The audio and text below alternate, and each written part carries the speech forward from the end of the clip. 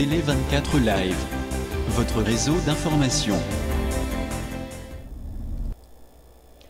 Bonjour, bonsoir na batutu bazota la biso sur télé24live.com ezalingai Julie Poya Lama Alain Kindeki Toronto Canada. Donc toyende to bakso masolo koloba ezali tokoya pona to sola masolo o ezoleka na communauté pe na mboka na biso.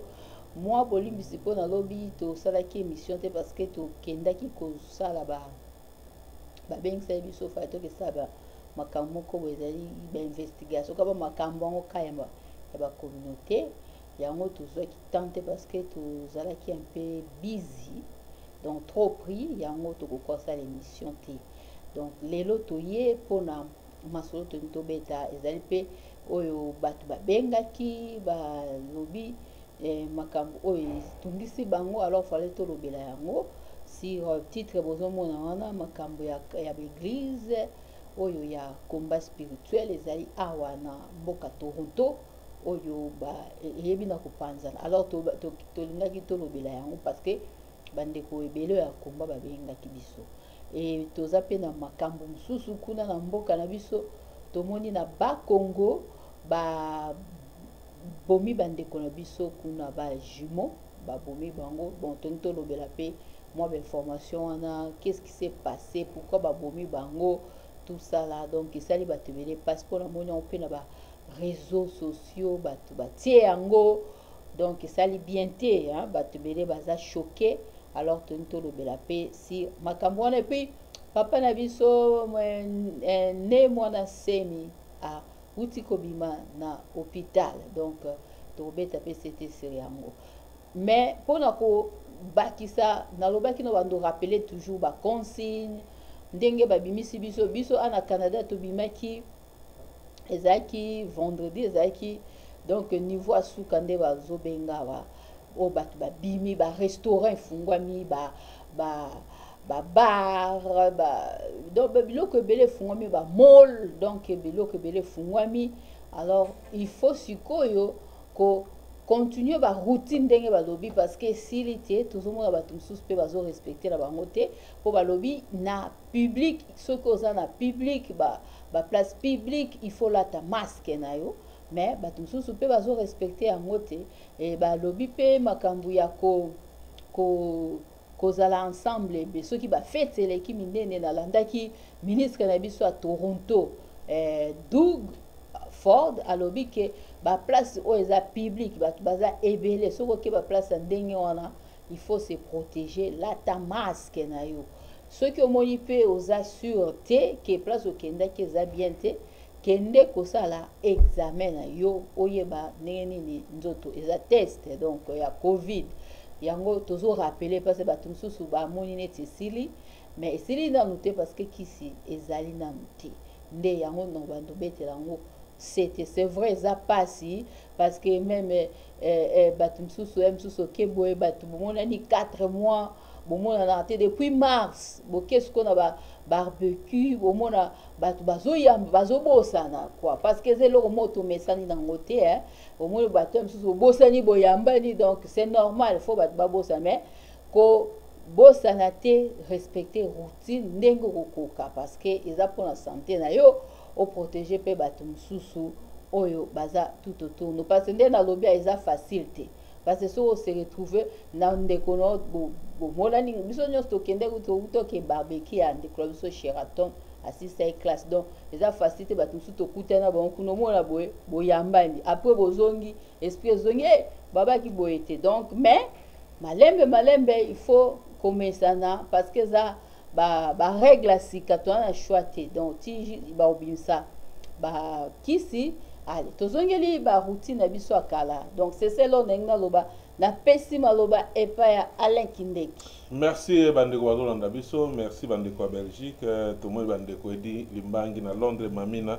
azotala biso kuna donc kabibi boyoma bazolanda biso ba merci batandeko Afrique du Sud tobosente pe bandeko ya Tanzanie bazolanda biso nde bomona sommet mama yebisibino masolo ni tosola lelo masolo ezebele église ya combat spirituel awa eza na mbutu ya grave donc tozalaki hier moi monsieur a été tout qui était sur le terrain pour ça ba investigation toujours bino ba image na kati émission to chela bino ba image ndenge ce église zelaki nini leki exactement na kati église parce que c'est ba investigation na ba information toujours qui il y a ba ndeko ya combat spirituel na kati ya Toronto Canada nde tokoyeba kosolana bino te ba nani aza na raison et puis nani aza na tort toujours déplorer en tout cas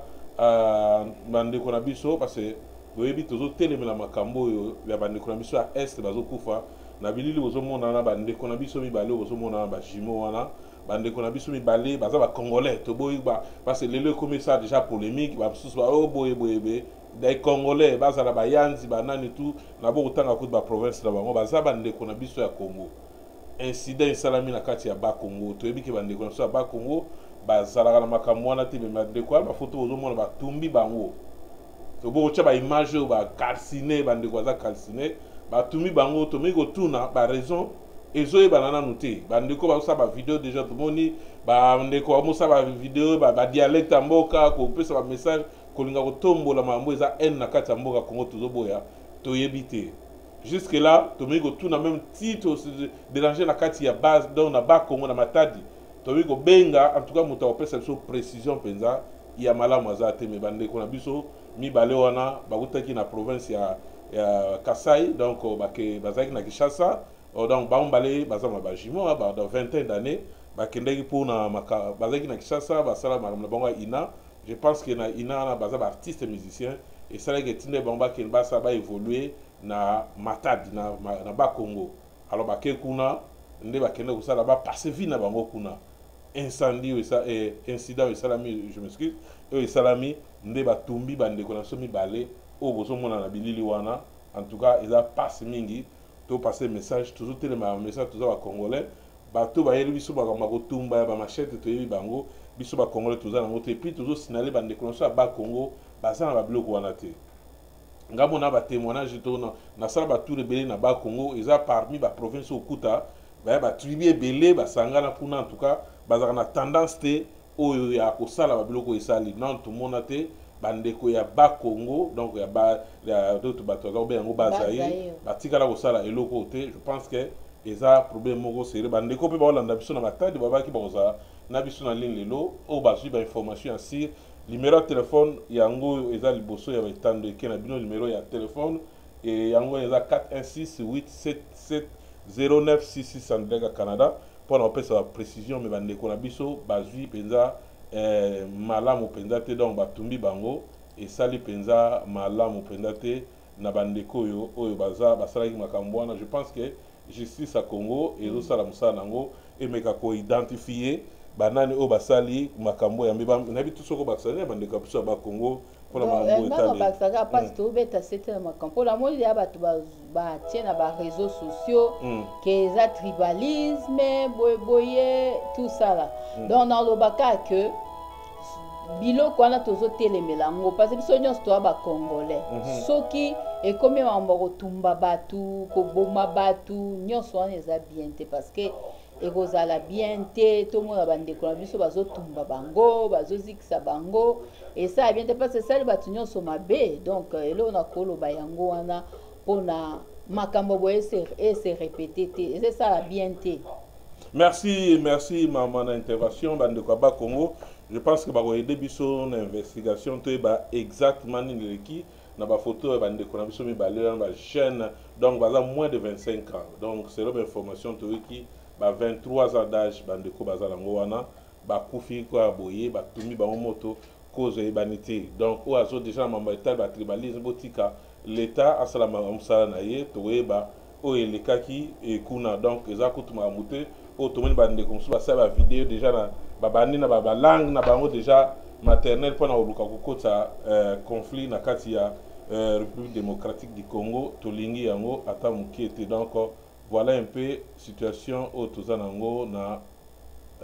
mboka na biso yango wana voilà tozana ba sango belé sango belé toujours sango côté ya biso ya ne papa na biso to yebi na kombo ya ne mwana sima to yebi biso nyonso te mwana semi plutôt nza lembisa merci maman pour la nini donc moi ne mwana semi abimi na hôpital lelo to momi aza accompagné ba image ya mwana bolanda kuna na maman na biso lubondo donc ne moi na semi donc abimi est ce azongela politique azongela makambo ya zakosala toyebite me ba image yango nezo le 40 ta ba commentaire na bino numéro de téléphone peza wana bato ba contacter biso ba contacter pour na moi commentaire ba image bozomona mama Lubondo ye wana na simana sharp na ya mulai donc toujours ye wana azoko accompagner papa na biso ne moi na semi donc abimi na sorti na ye lelo ezaki na clinique universitaire de Kinshasa après 4 mois d'hospitalisation papa ne moi na setala ye wana azana no penza makasi te nzoto zana nezo faiblesse ezana no mais ba image yango nezo laksa déjà que papa na biso ne moi na sem de sorti na hôpital yango wana merci quand même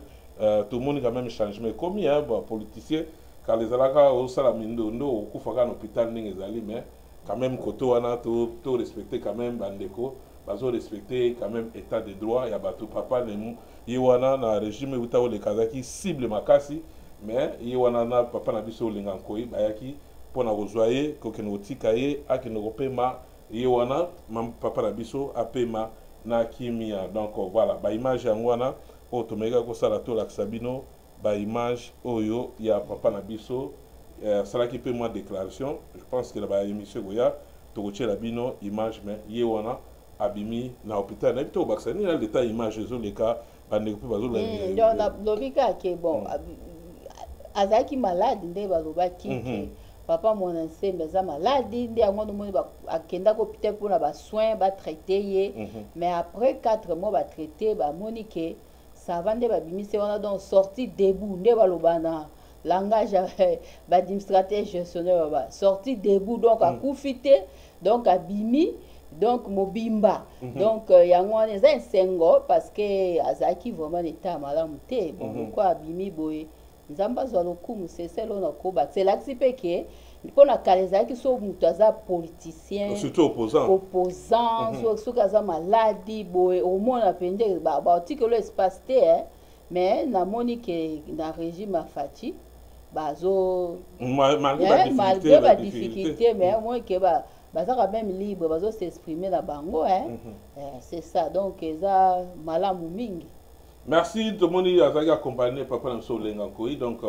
azaki na yewana merci papa lenga koi na sorti ya ne mwanda semi sorti na ye yango wana donc ba image yango merci Gervais na ba image au préparer ceux qui toko protocole ta sigo na sujet au Italie église combat spirituel donc na masolo tout ça qui peut investigation makasi je sais pas Gervais ceux qui le temps to connecté Gervais na megana nuko koye bana nous voilà to avant to connecter to chaba image au to kenagi sur place o e makambo Italie église combat spirituel na Toronto pour la vie batebele bazozela surtout bata Toronto awa ba exactement problème ni leki biso ba pandisango nde to ba toujours ciblé il y a ba information solo donc information solo surtout mission to ba cible to d'abord entre les témoignages de salami nous avons biso to ba cible église wana ba gena we bisa papa mokambi église wana biso to tonga ka église wana to linga église wana te non journaliste nous a pour na kopesa sango so bozo comprendre information bien te boluka boye ba musana musala ndeza spiritualité boluka ko cha spiritualité après l'église ezate parce qu'après spiritualité mutramtana kayuna salaka wa salaka à côté ya ba hôtel azali wa salaka à côté ya ba marché boazali wa sala boazali biso musala biso est informé neti lobby na leloto c'est déranger to que sur place dans quatre église ou on a poté ba tous information ni ne le cas qui exactement dans quatre église wala ba image ezali mais dans ce bino d'abord merci maman na biso Evezi donc azola na biso ceci na kati ya Paris azola na biso maman Evezi ozape parmi bato basambe na mingi donc voilà ils ont un problème soko kozala na biso ils ont bien donc le numéro de téléphone évite tous un problème c'est na kati ya Toronto awa na kati ya église ya combat spirituel to biso maman langue depuis ba couvrir ça déjà 3 4 ans déjà bah depuis na bon rappeler biso quand même ça fait quand même et Oumelia banda couple olangi batika biso église tika na sima coordonnateur général l'église au célèbre information d'aujourd'hui ezabo na ndeko ya kombo Alain Olangi aza moko ya bana oyo ya papa Olangi o asali kazo relève ya vision ya papa na bango pour ba yeba ke neni na otambusa église. Voilà, avant tout l'accès nos vidéos, auto qui sur place, c'est la même information, auto une source, tous une à gauche, tous une à droite. Église combat spirituel, ni logo nango yango wana. Bakoma MCCS, donc c'est ça. Église, ministère chrétien du combat spirituel. D'après l'investigation de Salaki, na église est à Toronto, na ça tous les deux côtés de l'investigation de Salaki, information c'est la même information de Salaki. Bino bandeko na ndesona parle na banda kuso boko ba idée ceux boko intervenir et vous allez malamu mingi to bana bino to ba solola entre temps je vais ko bon c'est bilila te malamu po to baka ndeni ni yako en tout cas bo limisa moi muke le temps to luka ba image wana parce que voilà to ba image yango yang et to za yango a otokendeki sur place na téléphone na weba ndeni na otala ba image wana na ni na l'accès logo na l'accès bino wana église eza fondation oya mamolangi me ba sala rango na eloko na ota ochela bino tout à l'heure a pona weba pour identifier église na nini na ochela bino ngo susu le temps de sur la propose na idée eza la raboyer ministère chrétien du combat spirituel na kenan côté parce que comme église est comme na minito na Toronto et comme mibale mais côté mususu wana na pesa vana pesa côté penza ici église ezaki na ke na côté mususu o toujours c'est la même information toujours pasteur oyo aza na église siko na otanga kombo na ye mais na okena ba kombo mingi penza te po ça vaut pas la peine papa Ezekiel oyo azo diriger église oyo eza ba benga ba missionnaire donc vision tango ya ye na Toronto na ozonga pe mwa muke sima ninga bande mambo ya ko sala po église wana ezala parce que toujours information mo ebele ndenge azwa pe ba problème ebele ya ko kende ko benda mo bandimi koto mo boko osambela wapi après qu'il ta église baninga ko benda moko ko sala église ninga sali wana mais après ko sala église ya sala ki wana na kombo bozomona nini wana logo na bango ndenge ezali c'est le même festival bien bisoté bien battu c'est l'homme information toujours télévision ezali place à droit de réponse so ko moni information biso de pesi bino za malamu te na bi bata Toronto bo côté déjà belé bozo ta information bi eluka makambo ba mba lokasoni mais to yepo na pesa bino information papa Ezekiel akena ko komisa église c'est l'homme information toujours qui a libre à pesa droit de réponse mais to contacta qui peut yo ka réponse na o ya pesa ki biso que a koleka bien loba kité na o yesa bino c'est le témoignage papa Ezekiel na tour na etango aye ko komisa église ake ko komisa église du combat spirituel maintenant logo na chel bino waneza ministère chrétien du combat spirituel mais papa Ezekiel yé ake ko komisa église na kombo ya longo donc a longoli chrétien wana donc et ça déjà ba nuance mi balé donc c'est-à-dire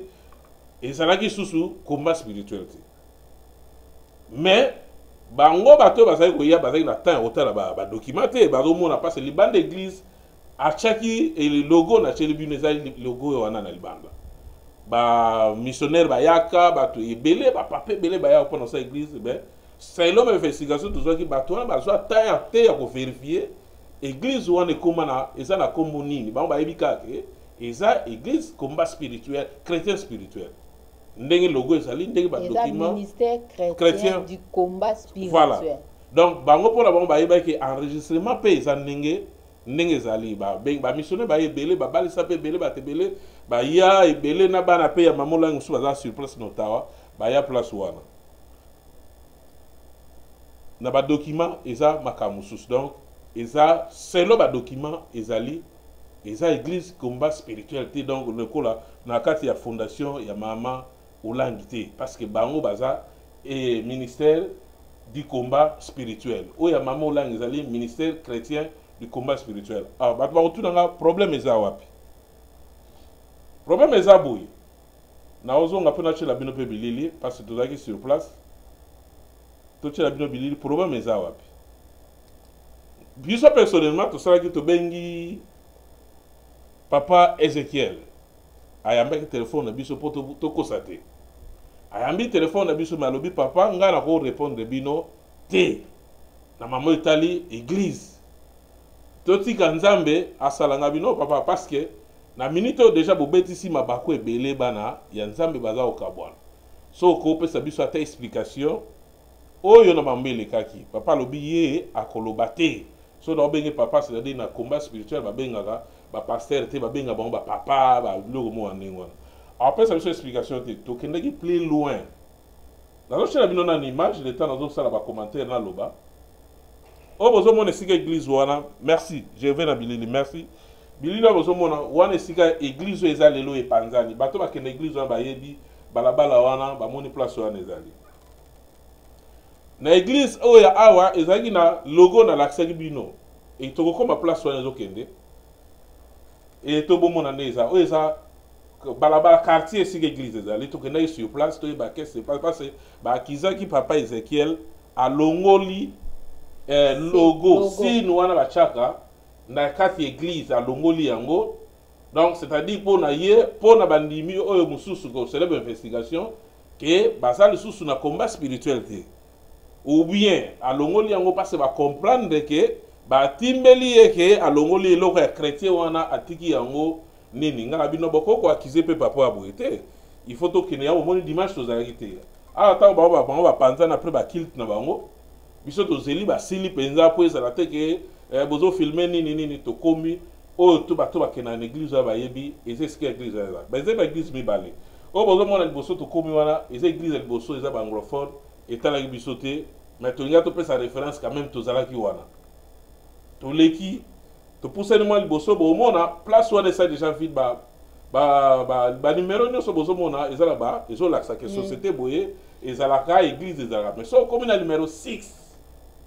esika église wana ezalaka numéro 6 omona ke sine wana eza te likolo eza te parce que dans longo place wana parce que muto akomaki sur place bolimbisa eleka na place wana voilà bomoni place wana likolo eza te voilà tokimisa na place wana po muto afilmaki place wana amonanaki bon mpona bainvestigation bato mosusu balingi bamonisa mpenza bilongi na bango place wana te tozela mwa voilà ndeko wana lekana na place wana voilà sikoyo tozongisa bino baimage place oyo insine oyo wana tokomi tolakisi bino eza lisusu te donc toconfirme mpenza exactement problème eza na combat parce que papa Ezekiel balongoli eloko wana toyebi te soki balingi batya toqualifie nano te peut-être balingi batya yango ya sika wana ekomeki mwa kala peut-être mpe baza na bareseau balongoli yango biso nao toyebi te mais eza lisusu te logo toyebisi bino ya combat spirituel donc il y a un problème eza kuna na kata église oyo bozomona baimage oyo tozalaki sur place donc bato baolanda biso bacomprendre ale nazonga sikoyo na lisolo le temps video wana ekóma nango na suka mpi tochange tokóma sikoyo na lisolo tobengi papa alobi ya koloba te abo opesa biso explication mais toke plus loin tozwi ndeko moko ya église wana tomeki kosonde mwa moke ke tosololaki na papa bon alobi ya koloba te nzambe aloba eseki yo kopesa biso abi bon sava na kopesa bino mais bobomba ngai selon ndeka makambo yango ezalaka togarde ye mpona koevite baproblème ndenge ezali alobi boye ntango papa azalaki na vi na mama olangi bango ntango ya ye implanté c'est-à-dire na mwazonga mwa moke nsima historique mwa moke ndenge papa Ezekiel asala église wana azalaki mpe kosamela na église kaka normal kaka awa mais azalaki kose sentir aza combattant te dans combat spirituel te azalaki soki église ebimi selo batozwi papa aza libre ya kodementir information wana soki bandima abimi alandi boni yo osambela wana kino wala combat mais biso combat tozala 2 3 déjà 4 5 nde ye kosalaki asali combat wana église wapa tozoyika libanda parce que bakangaki déjà église moya tokota na kati ya te eza mpe monene ko donc je pense ekozwa 300 400 personnes na kati ya église wana tokende sikoyo na lisolo ntango abati l'église wana il fallait sikoyo azwa autorisation pour cela à le régulariser bapapier ezala reconnu na Canada parce que na Canada kosa église sa bapapier eza pena malamu te ake komona abengi mama wana azalaki envie mama olangi mama bon tala wa église ça va nakangisi déjà au moins quelques bateaux nalingi sikoyo na régulariser makambo bolobi nini mama bi mais yo ozoluka biso awa église wana selon investigation ndeko mwasi apesi biso na côté église ya Ezekiel oyo apesaki biso information tozopesa mpe bino abi mais yo ozobenga nga mais église mosusu ezalaka déjà na Ottawa olobenga ngai benga bata otawa bosala mikanda bapesa yo autorisation plutôt okino sala mikanda papa Ezekiel asali démarche baboya kopesa bamikanda oyo ekosala ki asala ni abengi bango plus de 3 fois bazopesa ye autorisation te azongeli susu papa ayebisi papa abi mais toyebisa ye bango bon topesi autorisation selon investigation. Donc, tout va libre côté gauche, na droite, va démentir l'information. Papa ABC a lui bon salango. Nde ya kene go sala mikande église na kombo siko ya ministère ya combat spirituel sans chrétien. Bon, net explication ya papa te moi tout n'est question te pourquoi longola ki chrétien wana. Mais je pense que bandeko ya papa ba tout le doit faire na Toronto, ba télévision bazolanda biso na banda baza. Papa a libre à expliquer pourquoi l'ongola qui chrétien wana est quelqu'un église de combat spirituel. Et là on est au leka tant à sali ba mikande sili à régulariser to ma église né zalaka to couper sa faute mais to couper sa no piste ndenge zalaka. Donc azaloko là pasteur siko ya kat église donc ba droit ni surtout église c'est papa Ezekiel azo salamo. Alors ba Alain Olangi, moi na maman Olangi abi non. Papa a dit qu'il y a l'église, moi ba ministère, moi ba biloko miké partout mais faut tout le kato salango et comme loko moko. Abana ba mboka mususu selon pe koto mususu tozo ba information. A salaki yango parce que comme na Toronto ayi asengi ba mikanda bon mikanda zande nini. Selon information tozo ki papa Ezekiel abo pesa mikanda. C'est-à-dire parce que ce qui peut-être pas n'embé baneza sur les années mais bah ko tomber na commune attente c'est-à-dire quoi ba régulariser église malami balé c'est-à-dire que mikando ba sala ki bosso et ça la pembeni ba sala ngo siko na kombo ya nyo surtout za na kati ya fondation Olangi. Papa c'est l'homme information papa Ezekiel abino ya ko sala ngote malingi kaka aza na kati ya ministère la fondation donc branche ya ye ezala ndenge zawana ba yokanité. C'est-à-dire que la qualité, ndeko Alain ayaki awa asali fala sala azongi. On a eu sabina na minute oyo. Bandeko mususu ba excusez le mot peut-être pour comprendre normal o ba rebeller donc o ba kei. Ba kei ko sala église na bango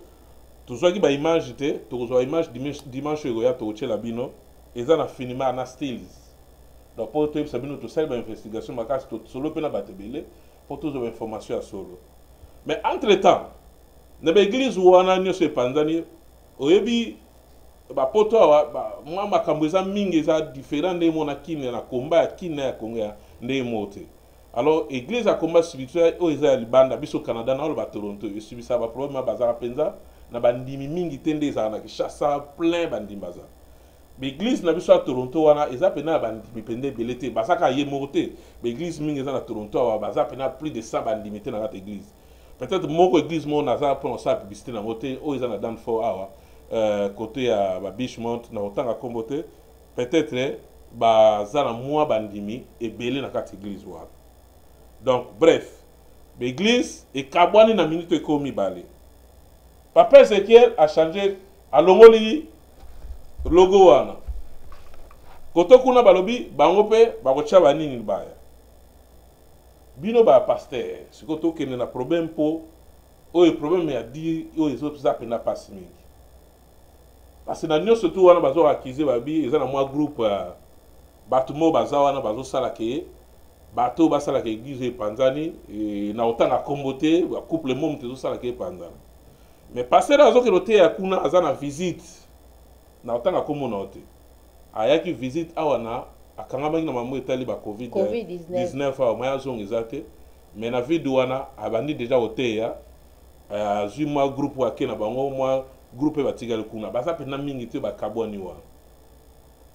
église comme mi balé c'est que problème na biso yango tozala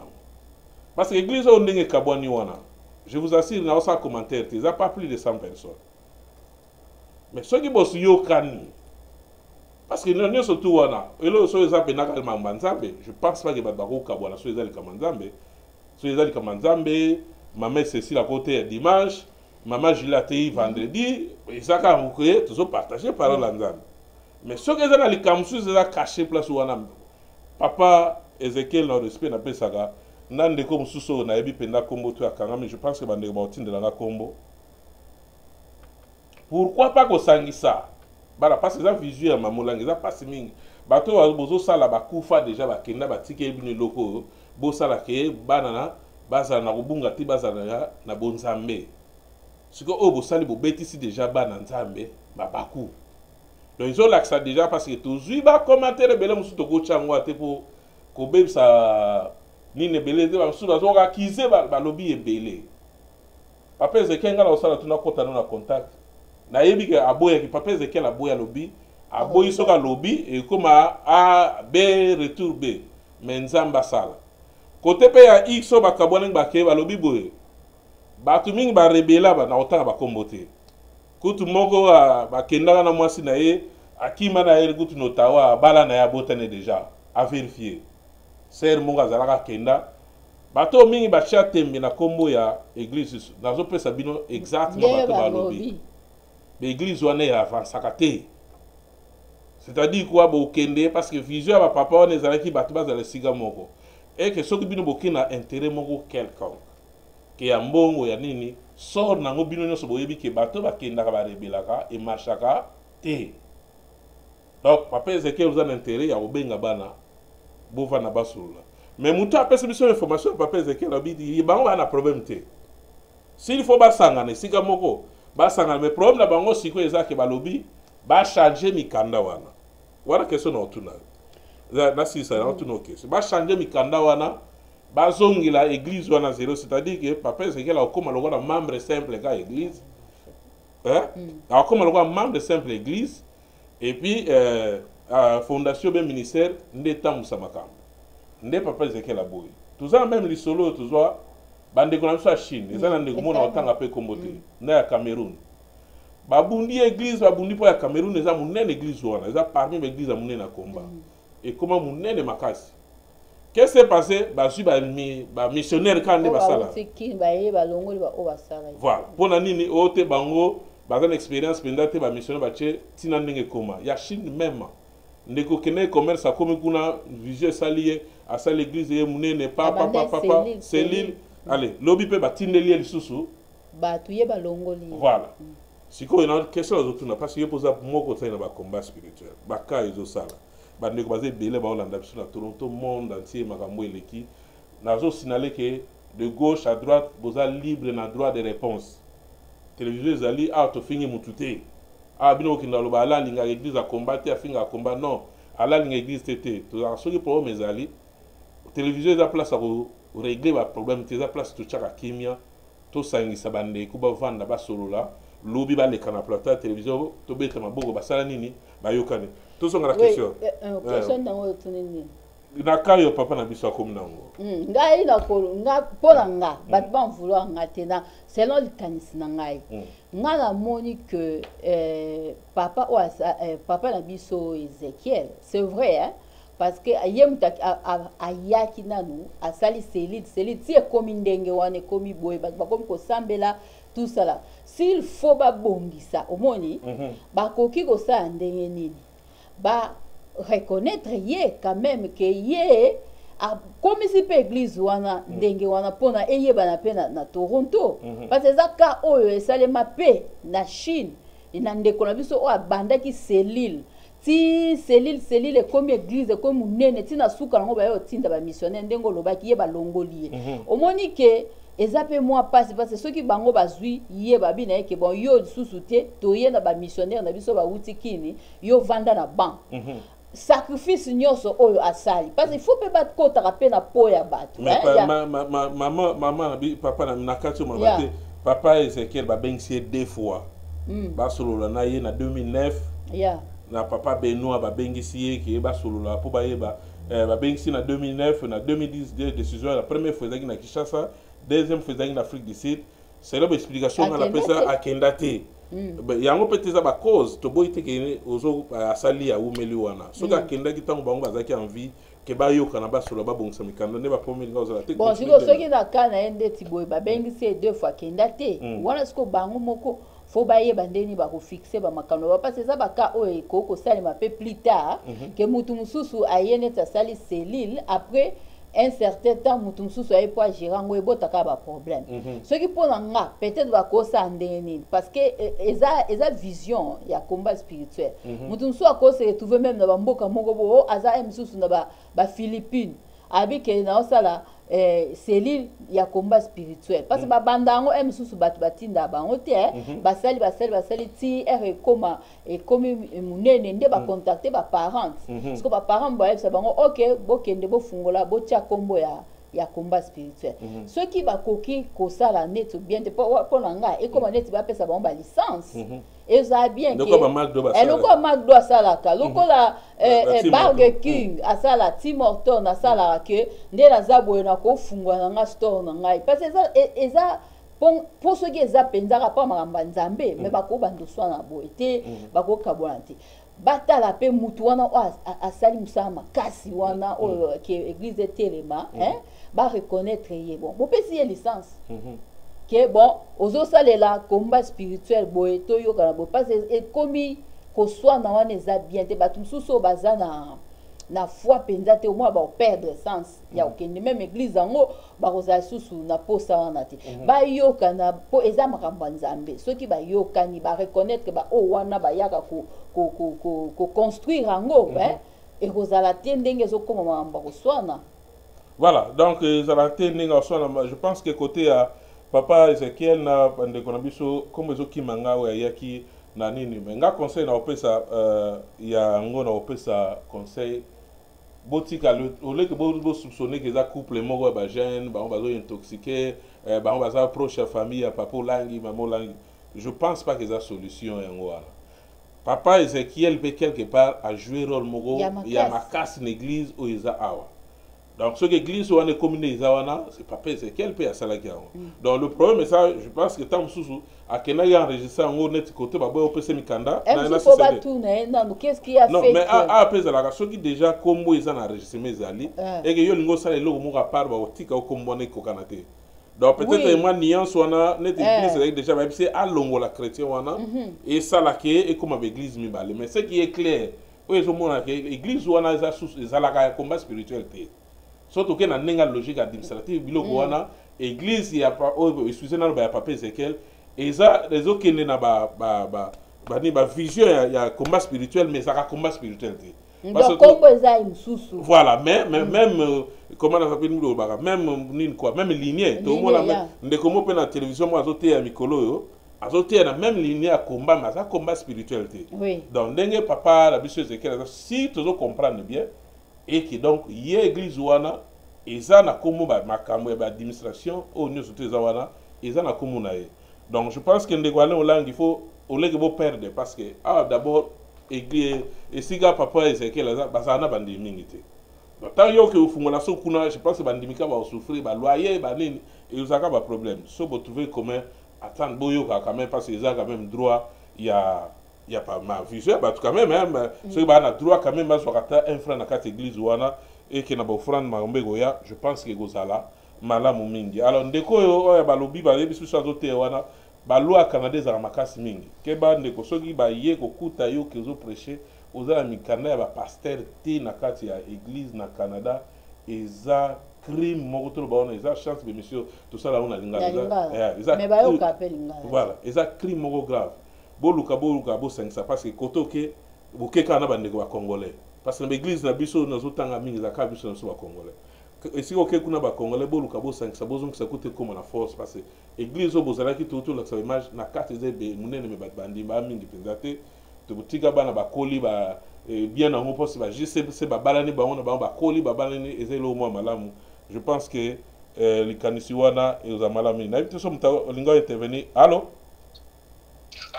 Baba, intervention les années, tout ça, problème ya munena wa église na biso ya combat spirituel la fissure et ça mi ya munene. Na habité au Baksani. Ok, na kubarbazo kupesa mama Julie na temena rambote. Auto ça intervention ngo ya kitoko makasi vraiment pesi kimia pesi sengo. Mais na ngina bakisa lisusu boeza ki no vala. Pona musali na nzambe ya mboka na bino kuna na Canada na koloba boye. omoni yo ozwi mokumba ozwi zemi zemi wana yo ozwi eza pe na mokolo nango ozwi zemi ya moninga okende midon zemi oza na mokolo nango okende nango na libala mosusu ntango okende na libala mosusu oboti mwana wana mokolo zemi areconnaitre yango malgré opesi epai ya moto mosusu me ye areconnaitre yango ntango mwana wana akoli akomi mutu akomi na place moko malonga mokolo mwana oyo ADN abengisi yo alobi to yaka tosolola apropos ya mwana yo moto omeki mwana nga na ndaka libala mosusu na ye na mobali wana boboko ya naza na bino na prote bino mpe parce que naza na bapreve oyo lakisi olakisaki mwana wana aza mwana ngai alors soki ye motambusi na mboka na bino wana aza besoin se conformer na baloi oyo ya nini wana te ya source eza aboyine makambo wana esengi na ye akende azonga su na biro d'etat mboka na bino akende kolongola bakombo nyonso tu oyo ya olangi ezoporte tozala bakritere moko ezalaka na kimusuni na mpe par la chair spirituelle alors libala eza mariage eza reconnu na niveau ya coutume mais eza na deuxième plan reconnu na niveau ya l'état l'état autour na yo coutume elobaki nini donc coutume oyo ya bango wana ezozongisa paster wana oyo elobi wana ezozongisa ye kino vala mama olanga atindaki ye tere nofungola afungola église awa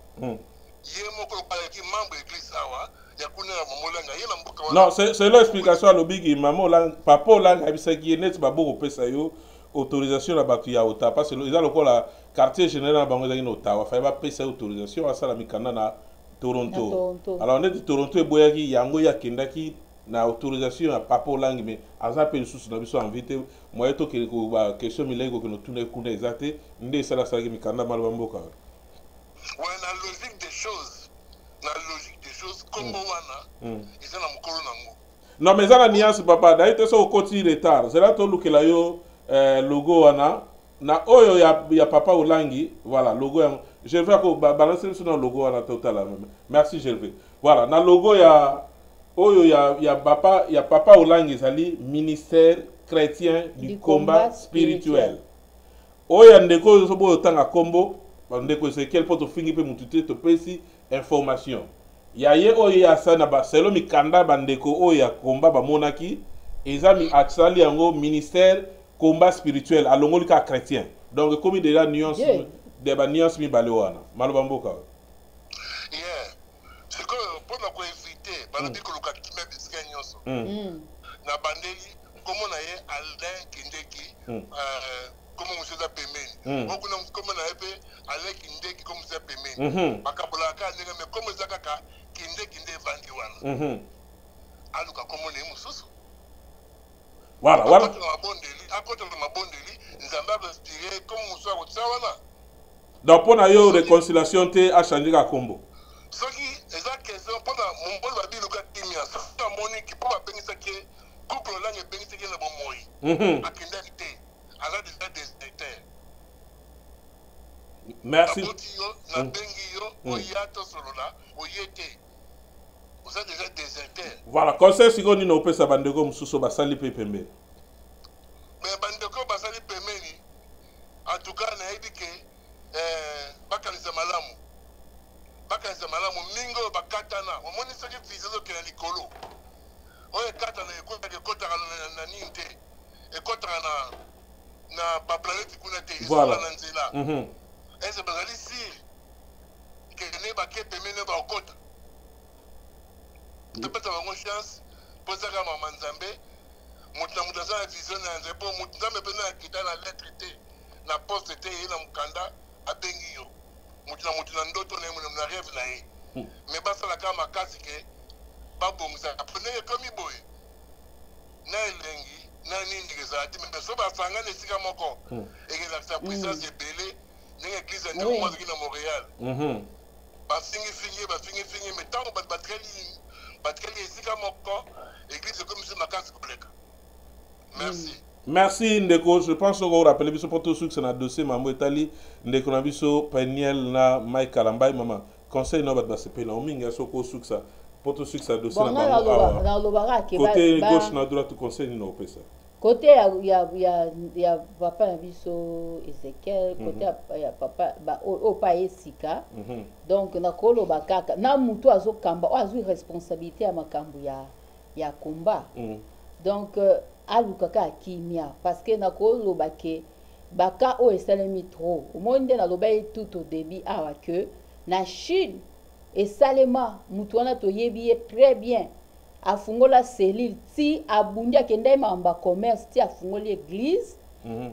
ti amatia na suka na ngo batu ba ebele mbongo ne kuta commerce ekota na kati po bande ko zwa même ba missionnaire bazwa ko vanda wana azo installer bango azo futela bango ba ndaku ba nini mbongo na commerce ekweya ti lelo aza na fonte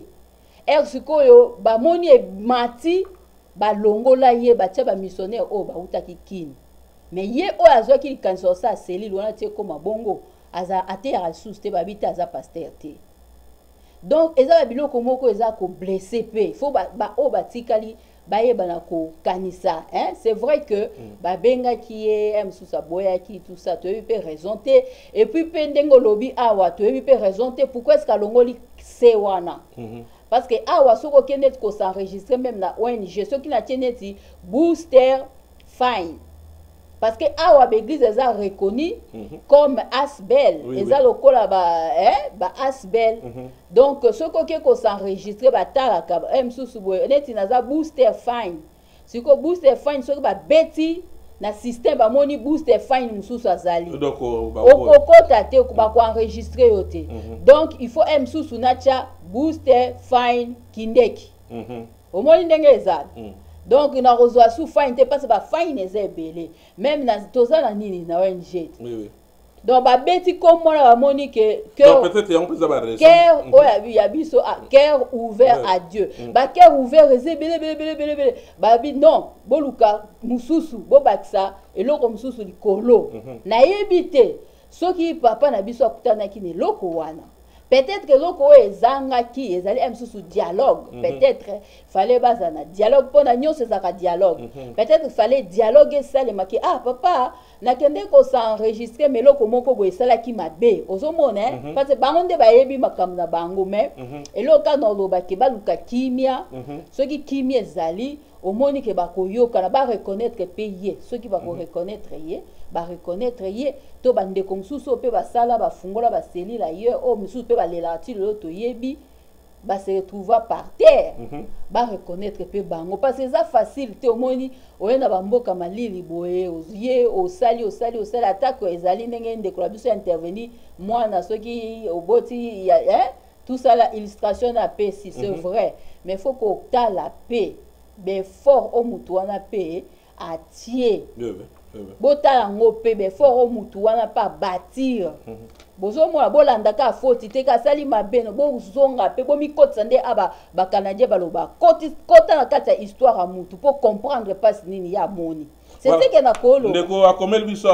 tozotanga ba kombote parce que tebi mboka so Toronto nde ezalaka anonymat mutu alinga benga to garder comme to net ndoka benga prompte numéro yango wana liboso mama Julie je pense pas la type maison mona te 416 877 0966 voilà on a besoin d'intervenir tout combien on peut na je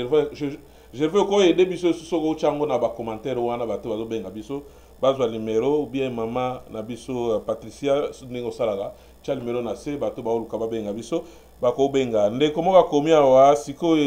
ndeko iki mantiami na mvuvu alobi ezalaki siko bazali ko sala po na nzambe bien po na batu voilà ndeko alobi asoka baxi lettre baxi chiffre et komi likamsusu ya onto zolo mama expliquer wa merci ndeko iki mantiami na zola et komi lo mususu voilà je pense que ba eloko zo boma pe biso ba passer biso bazana ba sankara belé na bango c'est-à-dire ba tuna bango o ba yoka ka koleka donc so déjà muta ça lobe ne passer la yoka so mututé mais itambola ndingo na te église ça ba problème lelo soki ba passer ba yoka ma to yimi balé ba ndebe église belé lelo ça et panzala te l'église belé so ça ba ndimi belé passer ba kala ba tuna ba yoka donc c'est peu ça pendant que négocier bato ba benga numéro ngana mais entre temps to ke na dossier musu mais tozo ngala ka dossier ngo babakisaki lisusu que selon information tozwaki o papa Ezekiel bakabwani na mama Ezekiel eza fausse information oyo bakabwani papa Ezekiel na mama Ezekiel eza lokuta bazali quand papa Ezekiel aboya ko répondre biso mais alobaki mama azali awa mais bako répondre te nzambe asala sala donc koto comme le quoi ba flèche empoisonné koto balobi bato bakenda ba rebelle côté église ba maman ya côté ya maman ya osho ba avançara te preuve type moi dans no shawa atiki moi si una za chante na Congo koto yo aya sali vina ya abali donc bakendeki peka lokwa ba rebelle nataki koma mutute soki yo linga ko chaba kombo yebi chantre moko mobala ki etali yo ngana zolo ba o ngana yebi donc ndenge balobi balobi babi ke boyi mbisa babi ke ye kasa badoye mbake personne ne sait pas ce que Dieu a joint ndeni ni kasi yesu koyo papa ngwaki ake botsa mwasi msusu donc omoni be biloko wana eza bien te eza ba guerre bozo sa boza ba boza so ba ba une église boza neti famille donc batu o bakenda église nde faut ba l'axe exemple na bato bazaka libanda nde batu babenga bango ba païen tout ça mais so siko bino mo bokomi komi bwake na bambwake la ba biloko moko ndenge yango moni ba ebele balinga sous ko kende église te ba vandi parce que baza blessé mais ceux qui siko bozo continuer ko blesser batu ndenge mo ba église musu ba bando boya na bango kende mais ba matin après changer ça pour profiter maman Cécile yo sambela pe mingi na bi oza mambo ya ba notion ko benga pe biso pona ba matin après changer lelo voilà dossier musu tozwa kitala o nyoso ba témoignage abato caméra za tozo ça la voir ba o nyoso tozo ça ba témoignage abato pa mutake ko pesa passer témoignage après si témoignage na bureau bien na ndaku na ye jour ka mundi mwana sali mwambe bande za la po lelo ba to machete ba passer ba koma mundi masambela awa so ba yoga kina x ake sambre pas passer par exemple GV mundimi ya frère na biso mungita et passer mungita yoki azwaki témoignage ya yo mundimi na ye tango zo zonga l'église yebake to mona mo passer azo te na mutu ya mundimi ya kande l'équipe pa kina osambela place mususu eza pona nini parce que abulega ko cha bo frère kula pona de kwana pe ala ko cha bo frère grave na ka église donc pona eneta 15 jours na moko donc ba raté moi offrande wana donc te ma témoignage nyonso be ba biloko to ke na bisa passer kilti wana ezalaki ya passer ya ndeko wana ndeko mobala zo ba flèche na mutu donc yo zaki muyibi na yo tika donc maka mutu isa passer yango passer azote ya jour wana donc mama ko sekate za pa to zaki na autant to zo ba témoignage wana donc eza pasi bandi ba sa esclavité église eza ba église ezo sala ke ne na ba Canada eza baza ezo yango zo ki sa mwa mukie ba tanja ba d'abord to ke to zo église na Canada eza ba essentiel tende to mona ki ke ba kangi ba kubanini ba zongi ba église te bazo ba na mona ba ndeko supe ba na Canada bazo condamner fachi comment azo zongi ba société musa zongi ba église ekota rien na d'abord na mambo à l'état d'abord c'est l'état qui finance ba église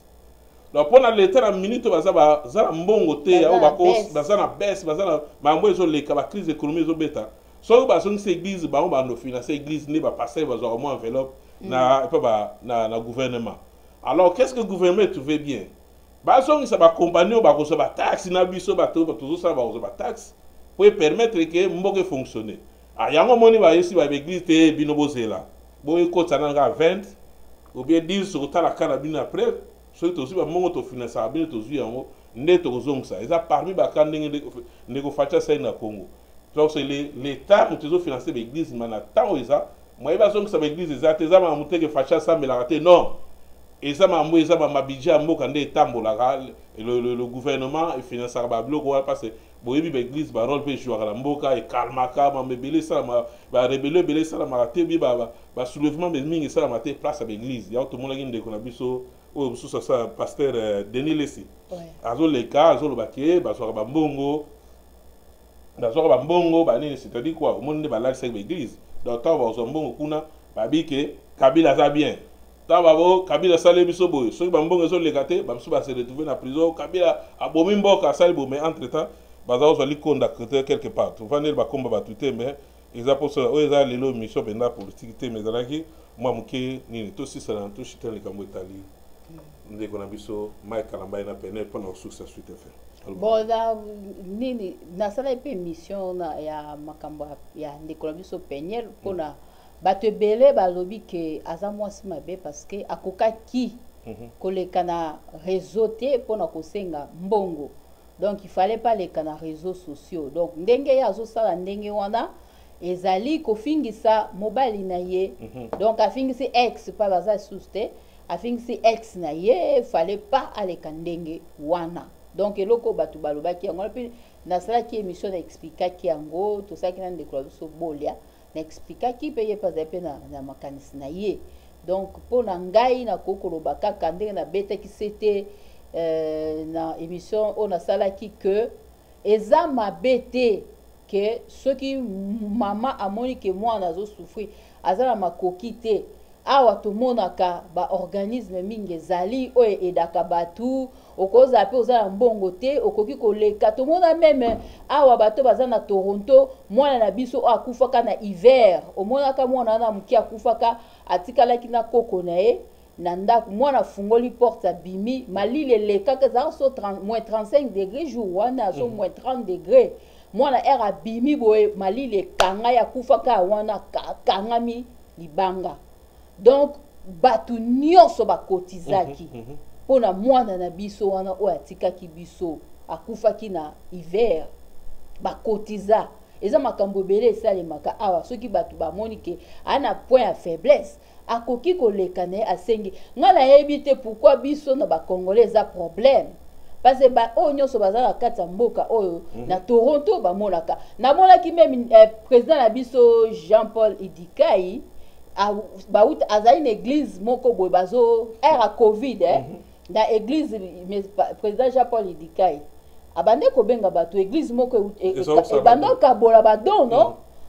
président azobenga bato ya kobenga nga na monaki yango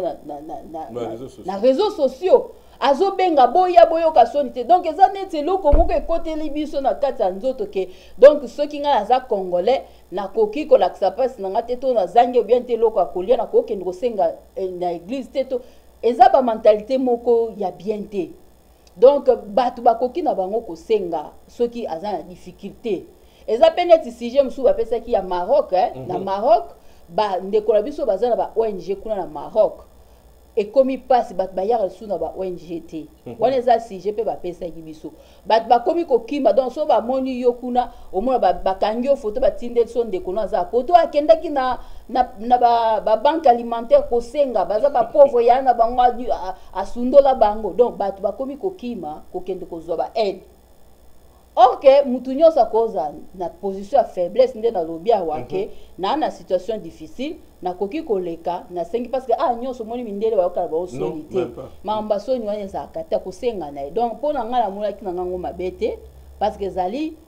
ke azalaki amonaka aza na mbongo akocontinue bathérapie te ndenge moko aexplikaki yango wana omoni alekaki ndenge wana na réseaux sociaux mpo eza mpe mabe te parce que baaméricain basalaka yango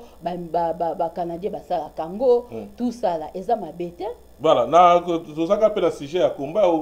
aéchappaki moi aza na moi intervention lokola maman na biso asuta lobby l'église de Dieu c'est l'amour mais pourquoi des divisions? S'il y a un problème Dieu nous exhorte à la réconciliation. Merci maman asuta, merci. Et ndeko na biso moko ike ndeko ike merci mingi na intervention lobby na cosité na moi viva histoire na mona passer moko azoteya vie ya mondimi. Voilà, ils ont comme belé zo les commandes bana nza baza ba problème belé donc baloba ezate pour la dossier na so ya nani ya ndeko Peniel na frère Mac ya on a biso congolais mais excusez pas en général quelques congolais tout ça la façon na biso ils appellent église pe so ça va déformation na cette église ndeko $12,000.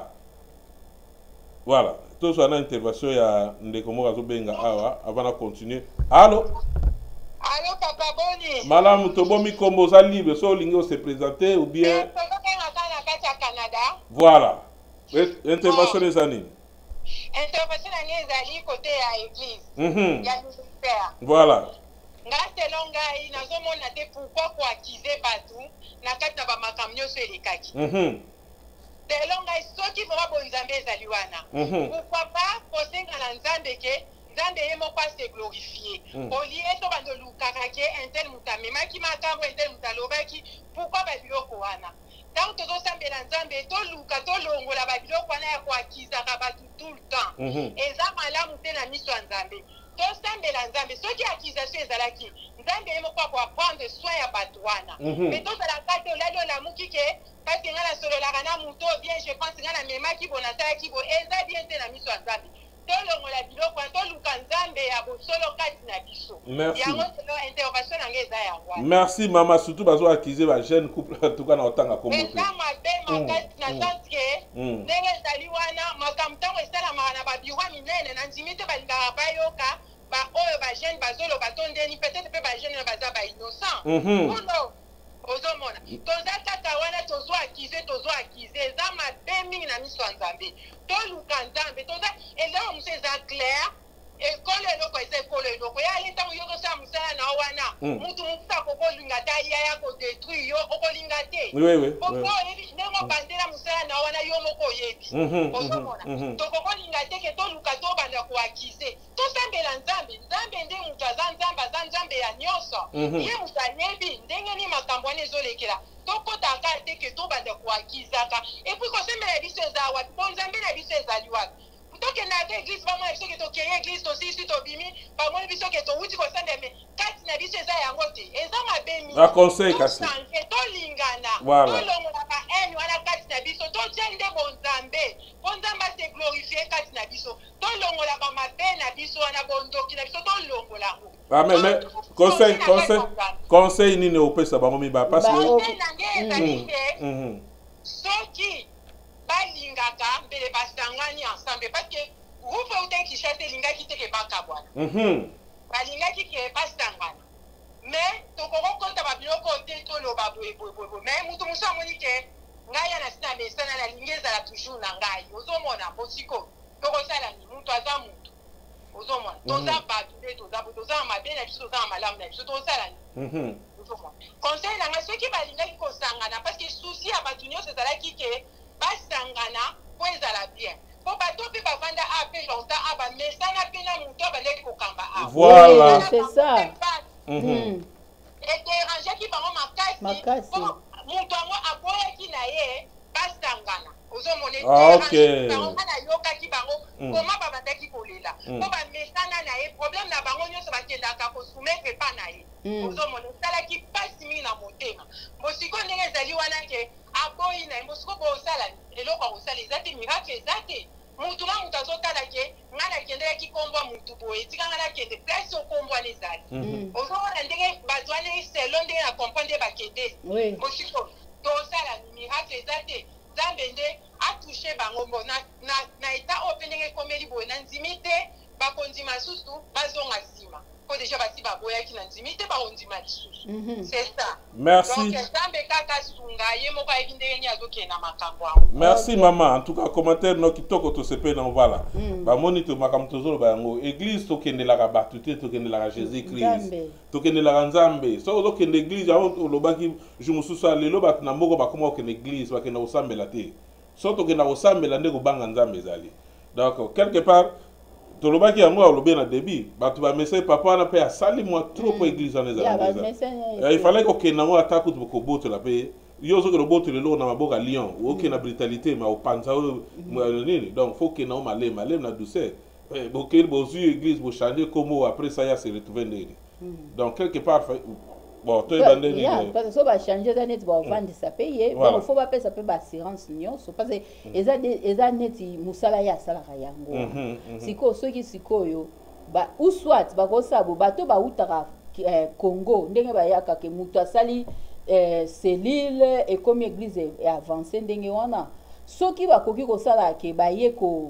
kopesa ye lisusu nde baloba korenouveler mandat te korenouveler te soki neti mpo bazala neni so bapriere boye ebakisani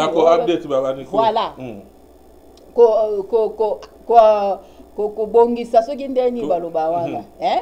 koyala baséance mosusu renouvellement déjà korenouvele makambo mosusu ke ndenge eza boye na ministère ba renouveler soit ba prière comme boye soki peut-être même ça ou me koto e kazo kita kinte ba kotinda ba former peut parce que ba disciple ba former bango ka ba former ba disciple ba former ye ba former pe ba disciple msusu yesu ko atikali neti mutu aza liboso ba msusu pe mais c'est quoi raison msusu pe mama pasteur ndeko eze papa po ba benga papa Ezekiel c'est là ndenge combat spirituel o msusu ezali bande ezali papa à côté de lundi ti ne bazaba ni programme on ti vendredi mais dimanche fois l'examaté au ya Congo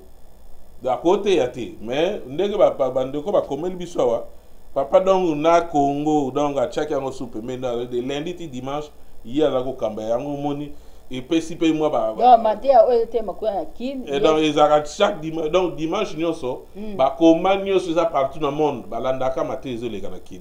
mais tout ça peut avoir un décalage pour bango baso muta na Chine ba na 12h à nini faut bon ba bla musu ça on a vu ba tuba na faut ba revoir kaka ba ta nyonso on ba revoir na Chine ba na 12h na décalage to bino au sali donc comme da jour musu donc ba musu bino na bo salérité bango ba za dia dimanche siko bo ba on soit matin biso pende moko za moko voilà bon voilà ko ba le temps toujours continue tout cas dans quelques minutes après aussi ça on va intervenir mais je pense que pour ndeko ba kende na muté tout peut ça conseil awa na makambo eleki donc on a pas na ngai na biti soko banobe na banda pour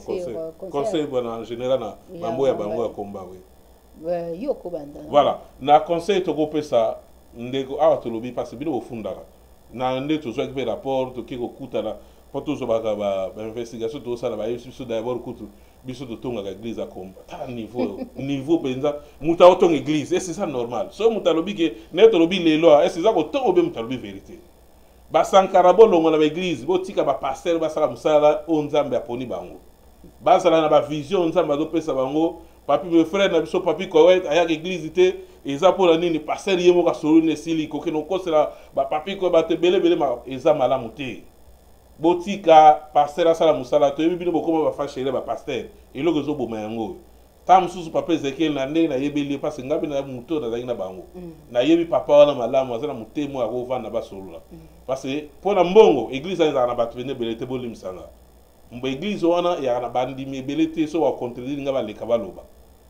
ba l'époque biso ezaki ko ba JCC ba électro ba chaîne fe bele ba longwa po azotala bo azotala ka bala mike bon ba sere ayebi ke moi chéri ozala ko mariage ko bala ozo mona ezaki décalage ba mikolo ebele ba marié belé o ba tikali bala mike belé donc soko yesika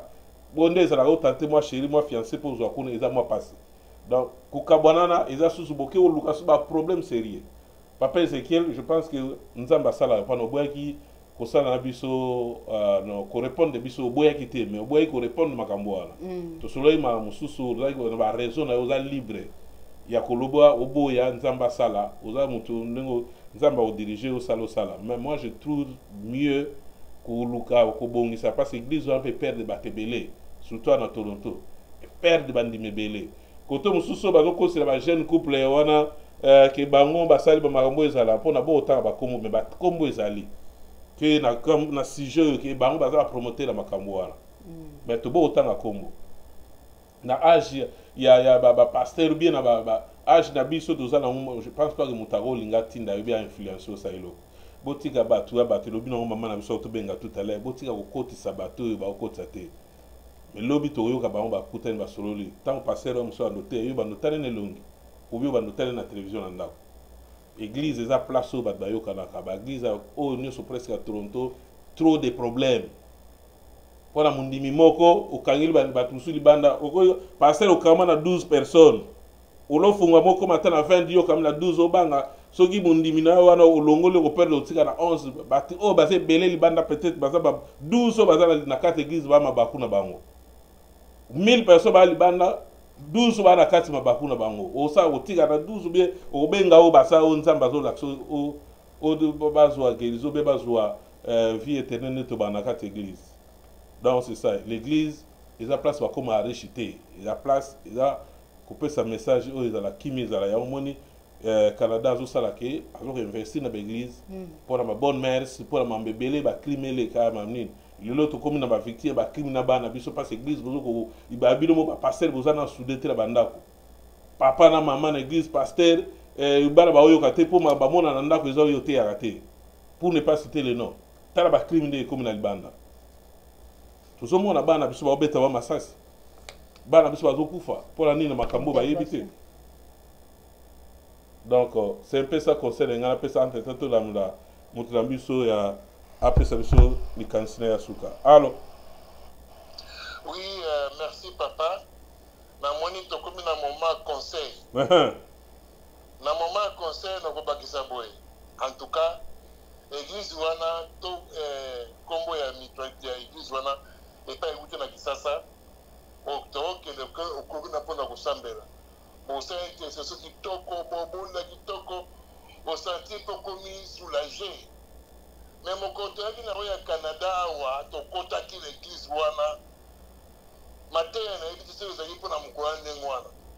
Bazo te ko ali to boka la moyo na nzoto. Le roi est en constitutionné bango. Alors, nous sommes là, on est le bango c'est quoi? Papa, maman, baye bagate que baza kabe evangeliste et du pourceau oyo. Tant Christ a kufaki, tant Christ a sekwaki. Wa zo se batu ke non azas na bomo na kufate, azas se zaki ba mama. L'église ba ndeko basi ba ko ke l'église wana. Il va dépasser un besoin à moi, c'est-à-dire à travers le gamin de l'église. À cause de l'église, on ne peut pas me ma banga. Mon bal a mal à l'aise. Moi, c'est personne à mon papa, mon gars, qui est à comme il est hypocrite. Ma soeur, mon soldat, qui n'a point, et à Kimi, il y a des gens qui m'ont à l'église. Il y a souvent les hommes à Bakou. Bon, encadré jeunesse, bon, encadré Badou. Et ça la ligne à bien. Abat, ça peut mater un bon bois qui est là. Jésus a été un bois qui est là. Papa, on a été un bois qui est là. Je m'étais un bois que les gens n'ont pas essayé. Et ça a gâté ma camouana. En tout cas,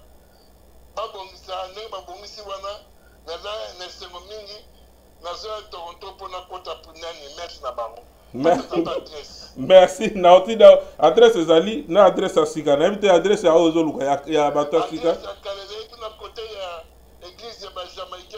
Ya mais image yango nezoleka. Soko zota la télévision na image ya église ya kala yango nezoleka donc adresse eza no kota. On a ça image mais adresse eza papa. Donc ozo comme l'adresse. OK, pour na bolonga ngolo ya Toronto na kota mes wana. Merci ndeko. Voilà. Conseil le bien donc conseil na ko pesa kaka ezali que ndenge mama ya biso azaki ko pesa conseil ya makambo ya kokanisa mabe tout ça kotika ba biloko wana eza malamu mingi parce que lelo ba ndimi mingi biso tozwa ba masolo ebele nde eza boye kutu bato ebele bakoma ya beta ba masolo ba te ba omoni bango bato nde babengi ketala problème eza boye nde lobi tosaki émission te nde tolobi bato pe ya wapi ya Belgique bato pe ya wapi ya Belgique bozomona donc ezali masolo bato bapesaka biso ta situation eza kuna boyeboye to vérifier pe effectivement eza bon tokepe sur le terrain tomoni ke logo eza te donc eloko nakoloba eza ke bato oyo bazokamba biso bapaster il faut pas balandaka nyonso bandimi balobaka parce que bandimi ebele mpe batie bapaster na berere yango moni baeglise mosusu eza divisé mpe mpo bandimi mosusu baza fort en tout cas bolimbisanga nazala mbala moko na tuta mpenza mbeli donc bandimi mingi nga naza formé na combat spirituel nakoloba ngo lelo bato baforme ngai na makambo ya prière eza papa na ngai azali papa Muchi Panda na Cameroun so nayebi combat spirituel na kota na fond eza pona papa na nga Muchi Panda donc mosusu amonanga mpona lukaku numéro ya papa Muchi namonaka ye te papa Fernand Kayembe napesi bango mbote papa Sam Daniel napesi bango mbote papa Denis Kusoba papa Raf. Donc, ozomona ke ba former yo na prière, donc formation ya ko sakanate ke ozala indépendante, ke o dépendre na mututé. Et puis ndeza bo na dépendant ko betela bango maboko parce que je ne dépends pas de quelqu'un. So naza poso ensemble na okita na ensemble na naza tala kaya enseignement za kati. Et loko zo manquer na yaki nazomona enseignement. Même na l'église mususu enseignement ezalité yango moni bandimi mingi baza na kisongi songi ya makasi parce que soki mutu aza rempli du Saint-Esprit aokomona bamakambo toomona awa te jamais omona mondimi ya kisongi songi makasi boye te nde biso bolimbisanga na vraiment mbeli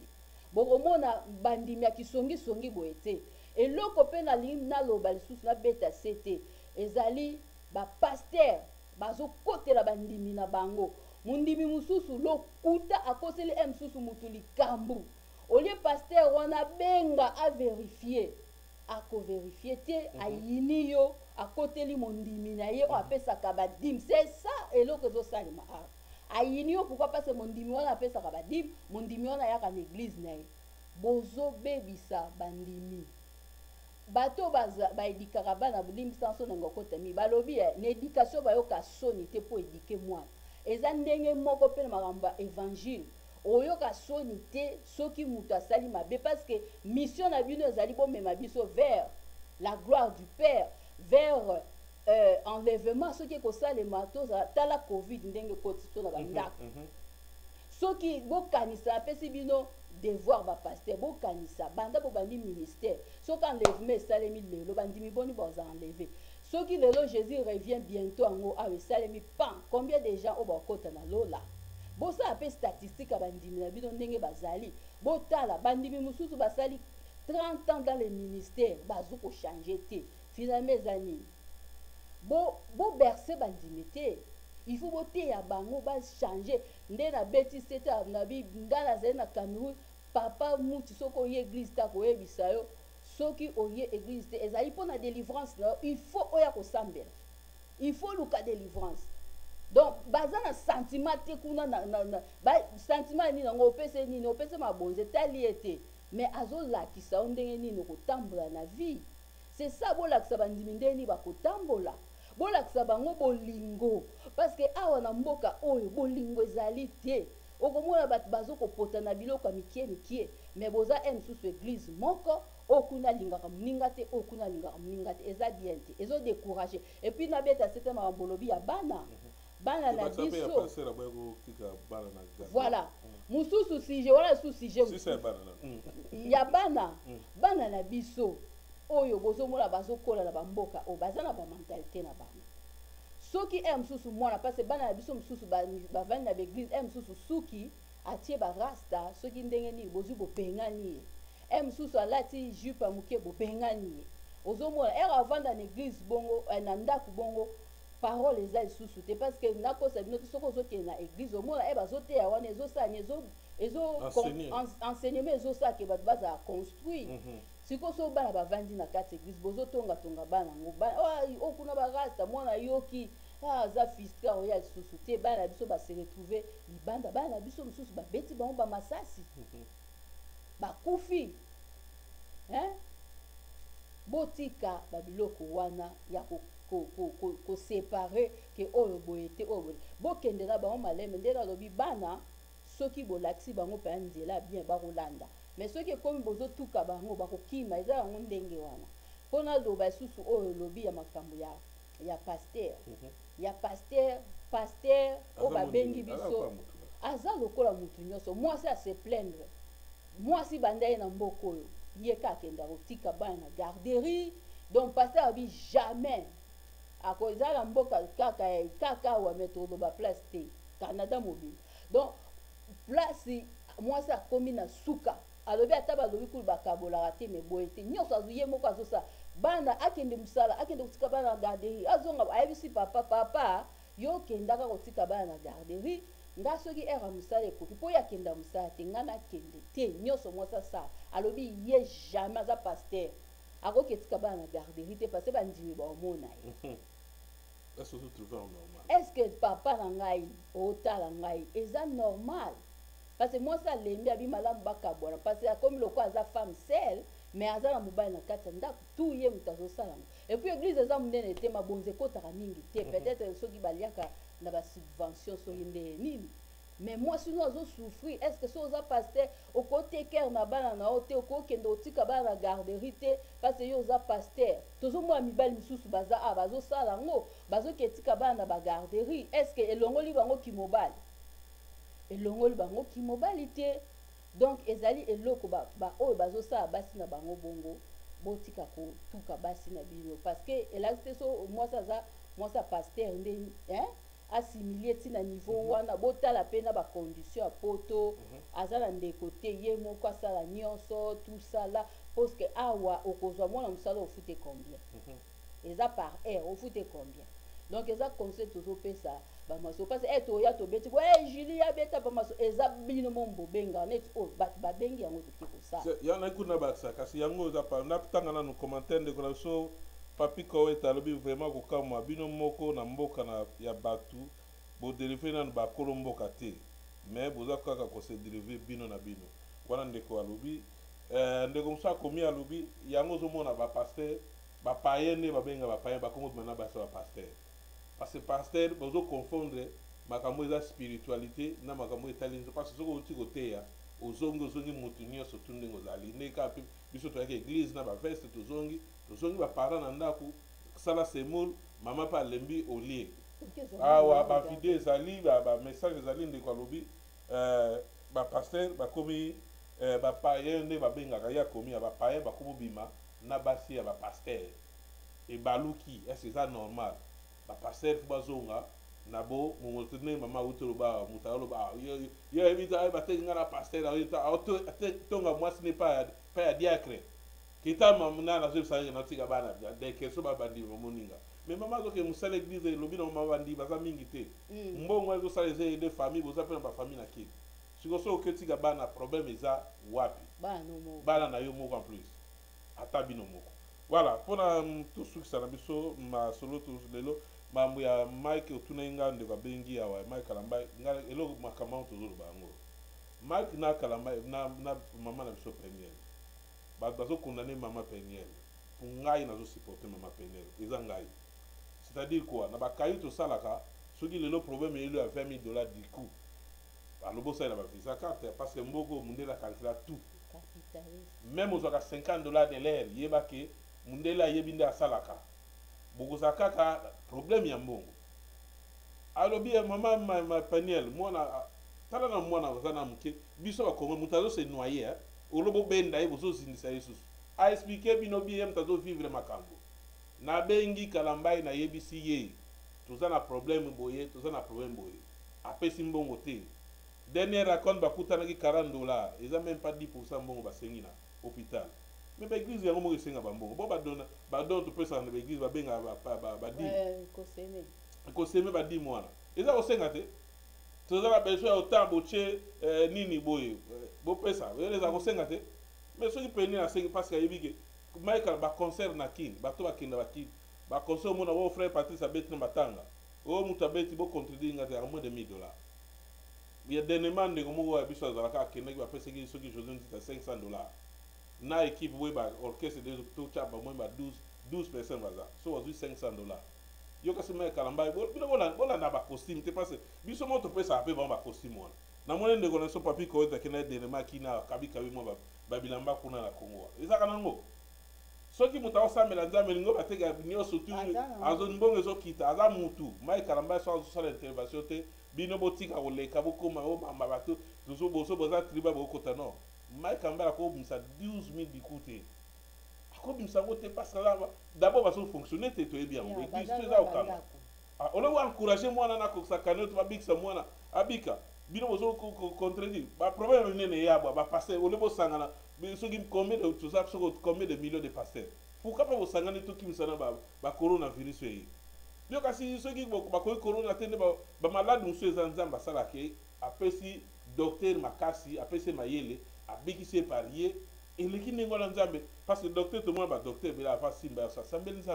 nzambe pesa mayele bele na musalo na tangeli classe na sima muto abika tango bika bi spéciaux mota bi en tout cas nzamba sali pona tout monde ba docteur basala alors au Congo bozo chata bu Mike Kalamba za richité les jeunes frères na so aza richité na so boya ko kende plus loin parce que ça ndeko ya kati ya pemeni aza richité aza problème côté la famille ndeko so pene amoni ke ba ko kana montana 12,000 te alors quand tu es comme et ça simple so que moni ko chambongo te o loba na ko finga o sala ba vidéo oloba basengi pe mbongo ngote balobi ba volontaire tout le monde a l'église à minene basenga ba mbongo ba catholique basenga ba mbongo catholique denema autour de jibi ba pesi eza cadeau eza pe don gouvernement pesi azado catholique ce que legi ba tutu ba mbongo azozwa don bon so mai kalamba moi ça sengi mbongo mabeza pas jusque là pe mai kalamba pe alobi te pa ba ke ngam na tinda kete eza aide kutu yo face pe la moi na lobby po bana poto suga na luka papa na ye so moi na commissaire yo na ngatu ofinga na to zalala entre parenthèses wana za ba bêtise wana bato bakokota ba intervention ba via bato bakambo ebite boyebite 12000 akayo sana ndako wana bimisa 12000 total soko kino sana ba visa ka dobi ba land crédité ba nyonge belebele to tonda ina ngapo ba problème to na ngo boya ko wamburie bato ba sengi mbonga sengi mbe yo na 12000 opesa bato ni wana 12000 ba mai kalamba ba yemba bataminene ba yemba ka bango kanyoto yango na ba chi yo ba bwaka ka soki nani ozana mbongo pesa to ndima mona na bika et c'est pour ça que nous sommes na Zion ceux qui Zion abimi abiki mabeza bato ya basangisi babiki toujours mona bande musu na Congo basangisi mwana zoteka matembele bana poto boyeki mabo sangisi bopesi ya wala ndeza bien bongo ya mai kamba so bopesi aza mutu mabeza bon ba ONG weza na pona ba poto bazo saleza ni eza ko sunga ba obaza faire oui botika so ba direction na faiblesse donc ko aider do eza ngo Peniel so ba ma Peniel a comment on se da Peniel na ntimba so Peniel so ina boza Peniel na bosa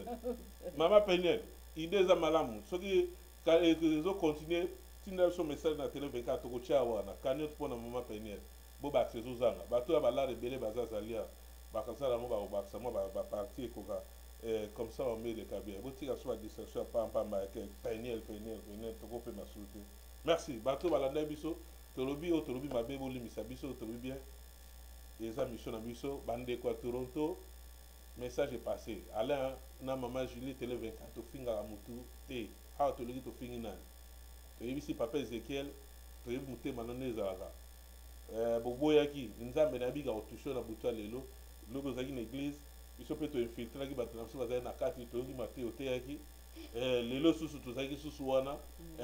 dimanche goya to infiltrer kote mususu wana to yoka mate goya wana et na dimanche do to kabola dimanche bake kote ya papa Ezekiel dimanche to infiltrer kote donc to zo ate ba mate yani soki do vidéo pas na rotine na ba lien bino nyonso to bosika wali bozonga na makambo etali nzambo tika na musuni po bo former pe bandini ba former pe ya bien batika corona kisongi batika ko parce que corona yaki na ba passer to ngato dia po ezoyo ke la mutute ba passer bele ba kufi ndeko na biso bibi mbo auto kufela ndeko na ba pasteur ba pasteur be ba ku malade ezaki na excuse te donc na ba pasteur to ngato tika ba église wana vanité de vanité bo sangana to sambela nzambe moko bo tika okosela ba jeune ba couple ya bato bo kota ba oke ba sali ba commentaire yo musala no ko kino mema po ba pasteur to si to zui comme on a eu po biso siko to ba no mema po pa pasteur yo sala o sala la kini o sala ni to ba no mema ngo siko tika ba tranquille mama Peniel malamu zala makasi kolanda te oza mama femme forte nazo ko féliciter yo parce que so ila basi ya sonde ba passer mususu ba mona baza larba na mona rien mona kufi bo perdre moi mais yo la kisi ko za femme forte cotisation mona pour biso to ba prière susu aller petit ça na kotambola penza mbango akimi mbango donc kitoko yo ya na ba blog na ba tribal wana kalambai so mai kalambai na mbongo yo ka sa beta ba concert ba tourner partout anyo comme Longwa ke Rwanda ke partout ke beta so na mbongo pardon boti la sukala merci bande walandi biso merci maman Julie et monsieur kitoko ba balandi je sais pas si vous compléter nini ba ope ba bengi biso merci ba vana ndako botinde la papa Ezekiel ata botinde tenga na otinde la papa mususu kana pesi papa Ezekiel mbote na pesi batu tout ya combat spirituel partout dans le monde mbote donc ba mbote yango wana ndenge bana ko bakelo ko nde batu baloba mingi ke bata combat mingi bazamte na mabe ce n'est pas ça parce que je dis bien nde basala ka mabe parce que biso to bana beti c'était parce que la fier ya kutana ba papa wana o ba former nga dans le Seigneur o na yebi nzambe bien boye que na yebi ba enseignement ebele parce que ezali pour na combat spirituel et puis so na ya poto parce que on a fait ça témoignage na ngati na kosa témoignage na ngana lobaki no sala ngona bolia kotalisa ke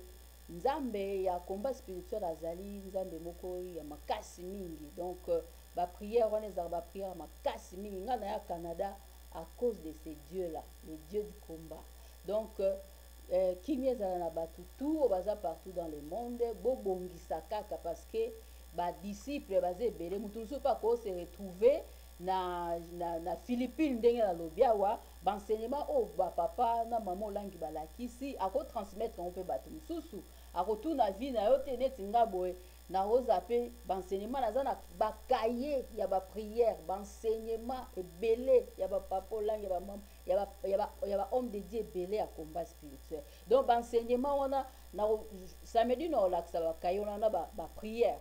na kabila yango batu ba o bazana ba difficulté msusu problème nga bizela na otindela yo prière na zui prière na tindeli mutu pa sali pe prière azui pe solution ebele mais jamais na tout titolo na beti boye que mutu a prière ki prière oyo boye abiki eza na maman moko na yebi haïtien moi nazaki na problème à cancer il y a 12 ans na mboko ayebi singa nga bizela na tindelo ba prière na tindela ba prière moi na bika. Donc naza na ba témoignage ebele donc bon négliger libonza oyo boza na ngote bata combat spirituel boza na bomoko boza na kimia bo se diviser te bolingana parce que bino bolingana nde sani ekende liboso makambo to ekende liboso tozomona même ndenge aleki ndeki alobi awa batu msusu pe bazoteya kaka makambo mama olangi abande koteya tozomona ngo nyonso tozomona ki oyo nalanda ngo na komba tout sans donc kolongola. Donc ça prouve que l'enseignement on a au papa ba la kisaki batu msusu bakomi kolanda ngo c'est bien. Donc boza wana pona okabwana te bolingana batu tu na pesi bino mbote ba chrétien tout donc nzamba pambola batu nyonso batali biso kimia nzambe ezala na bino. C'est ça elona koloba. Merci voilà nous en tout cas tout comme na souka te dépasser ça. Merci Gervais. Ba image qui toko ba ndeko atali investigation je continue Gervais. Je pense que na semaine toujours banda ba infiltrer mi balé ici na lobby déjà biso to bomba raté ba infiltrer mi balé ba oyana ba église wala to yo kamate soki ba o ba landi kambo to lobby to yela bino ngo na ba image kutu na ba kill to ba osala jour wana pour tout à la pena so ba banga nzamba selo. Merci Gervais na caméra, merci Christelle réalisation et puis son kuna, merci Olivier Boli à la bonne sanité, Emery MZD, merci Maman Booster, merci Badalandi Biso donc émission Tokoloba Alec Ndeki Télé 24 Toronto Canada. Merci Gervais.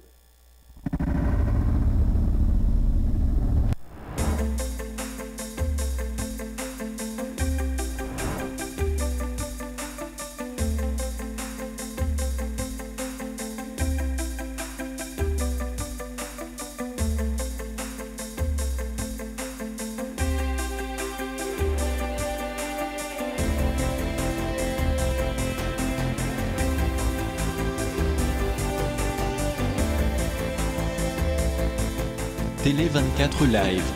votre réseau d'information.